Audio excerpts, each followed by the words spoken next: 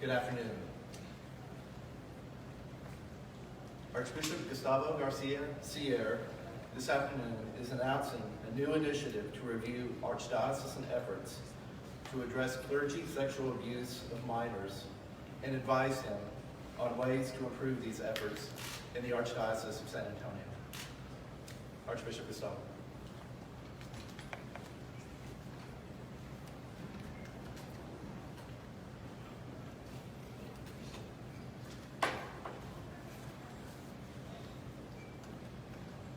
Thank you all for being here, people from the Archdiocese and also members of the media.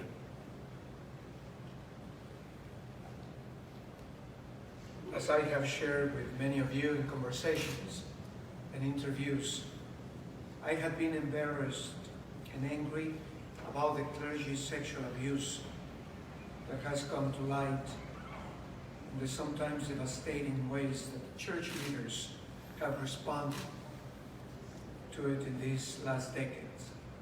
I now speak of something even more personal: clergy sexual abuse of minors here in the Archdiocese of San Antonio.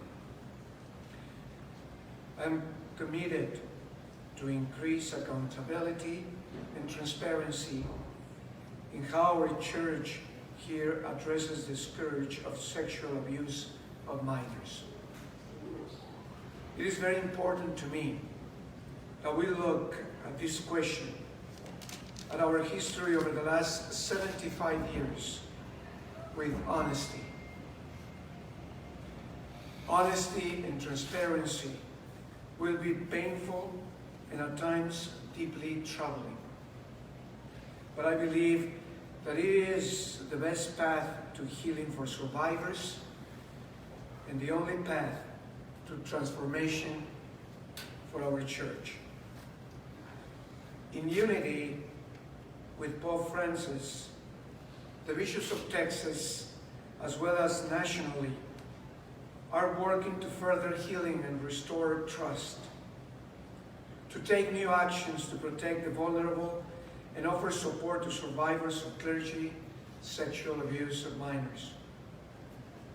The Holy Father has spoken strongly and acted forcefully regarding these terrible sins and crimes, and we are called to do the same in our words and actions as well.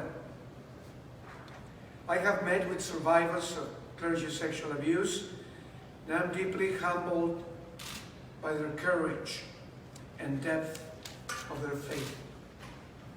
Praying and meeting with them has been some of the most powerful and emotional moments of my ministry.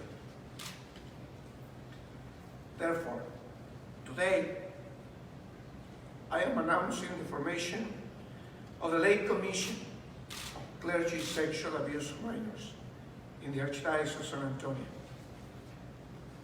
Recently, I met with Tom Mengler, President of St. Mary's University, and we discussed ways to foster an atmosphere of more healing. He brought forward the concept of establishing a lay commission to review archdiocesan efforts to address clergy sexual abuse of minors and to advise me on ways to improve these efforts. I'm grateful to him for this.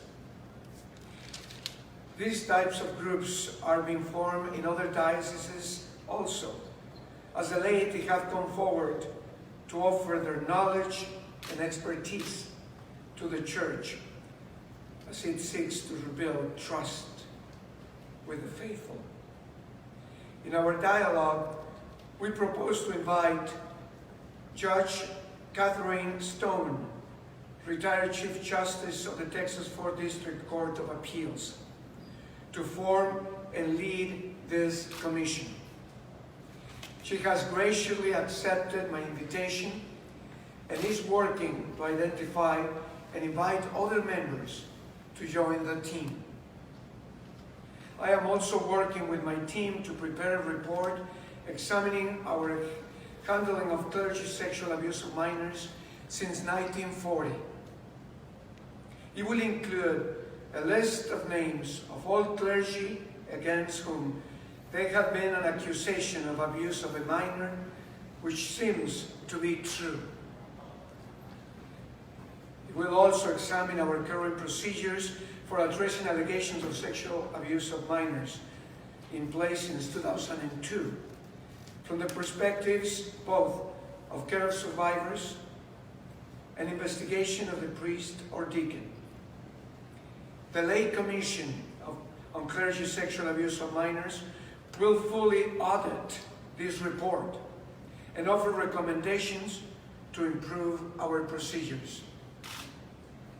The Commission builds on the meaningful work of our Archdiocesan Review Board, which was established following the adoption of the Charter for the Protection of Children and Young People by the United States Conference of Catholic Bishops in June 2002. The Charter is a comprehensive set of procedures for addressing allegations of sexual abuse of minors by clergy. That document includes guidelines for reconciliation, accountability, and prevention of future acts of abuse. Actions such as these, which we are currently undertaking in the Archdiocese, will be discussed at the November General Assembly of the U.S. Bishops, and at the Vatican in February, when the presidents of all bishops' conferences throughout the world will meet with the Pope to address this issue internationally. Our people love the Church of Jesus Christ, and led by the Holy Spirit and the Word of God. It is a church that will deal justly with this painful past as it looks to a hope-filled future. I ask the faithful to pray for the victims of clergy sexual abuse of minors, to pray for their priests and bishops, to pray for their Pope, to call upon our loving and merciful God for guidance at these difficult times. At the front of all of our effort is our concern for the survivors of sexual abuse and their pastoral needs. We have to address this horrible sin of sexual abuse of minors and provide victims with an opportunity to reach out for help. I cannot adequately express my sorrow for these survivors of clergy sexual abuse. There are no words that can undo the wrong that was perpetrated upon them. But I believe that by releasing these names that will contribute to healing, if these actions prevent even a single occurrence of sexual abuse, it is all worth it.